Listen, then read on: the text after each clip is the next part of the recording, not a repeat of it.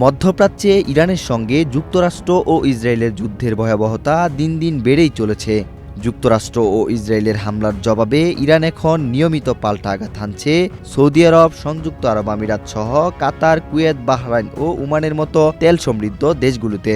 কিন্তু এই মানচিত্রের লড়াইয়ে সবচেয়ে বড় বলির পাঠা হচ্ছেন সেখানে কর্মরত প্রায় ৪৫ লাখ বাংলাদেশি রেমিটেন্স যোদ্ধা, যাদের মাথার উপর দিয়ে উড়ে যাচ্ছে মরণঘাতী ক্ষেপণাস্ত্র, আর বুকে চেপে আছে দেশে থাকা স্বজনদের জন্য একরাশ দুশ্চিন্তা। গত ২৮শে ফেব্রুয়ারি যুদ্ধ শুরুর পর থেকে ইরান তার প্রতিবেশী দেশগুলোর সামরিক ও বেসামরিক স্থাপনা লক্ষ্য করে শত শত ড্রোন ও ক্ষেপণাস্ত্র ছুড়ছে। পররাষ্ট্র মন্ত্রণালয়ের সর্বশেষ তথ্যমতে এই মরণপণ লড়াইয়ে এখন পর্যন্ত ২ প্রবাসী বাংলাদেশি নিহত হয়েছে।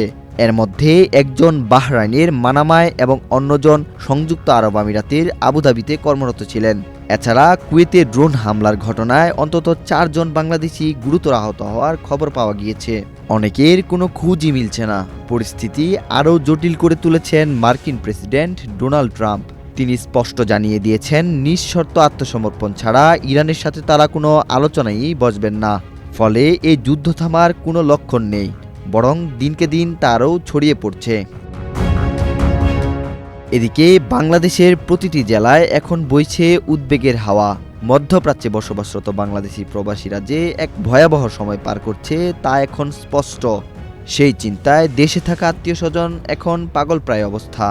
মধ্যপ্রাচ্যে অবস্থানরত প্রবাসীরা ভয়ে কাজে যেতে পারছেন না, এমনকি বাজারে খাবার পর্যন্ত পাওয়া যাচ্ছে না। অনেকে ইতোমধ্যে খাবার সংকটে পড়েছেন। এখন অনিশ্চয়তা আর ভয় প্রতিটি প্রবাসী আর প্রবাসী পরিবারের নিত্যদিনের সঙ্গী। এই যুদ্ধ শুধু জীবনের ঝুঁকি নয়, জীবিকার উপরেও বড় আঘাত।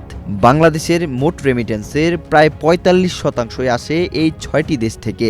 এর মধ্যে সৌদি আরবে ২০ লাখ এবং আরব আমিরাতে রয়েছেন প্রায় ১০ লাখ বাংলাদেশি প্রবাসী। যুদ্ধ দীর্ঘায়িত হলে কাজ হারানো বা দেশে ফিরে আসার সম্ভাবনা প্রকট হয়ে উঠেছে। আবার অনেকে ছুটিতে দেশে এসে আটকা পড়েছেন।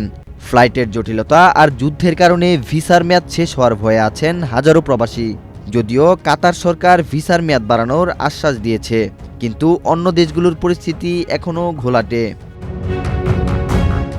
সংকট মোকাবেলায় ৬টি দেশের বাংলাদেশ দূতাবাস থেকে প্রবাসীদের জন্য কড়া নির্দেশনা জারি করা হয়েছে।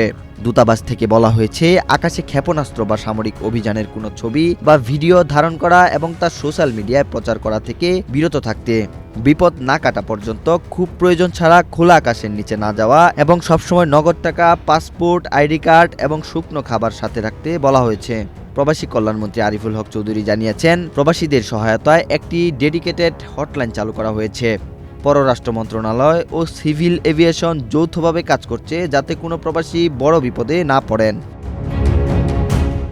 যে প্রবাসীরা রোদে পুড়ে মরুভূমিতে ঘাম জড়িয়ে বাংলাদেশের অর্থনীতির চাকা সচল রাখেন, আজ তারা এক মহাসংকটে।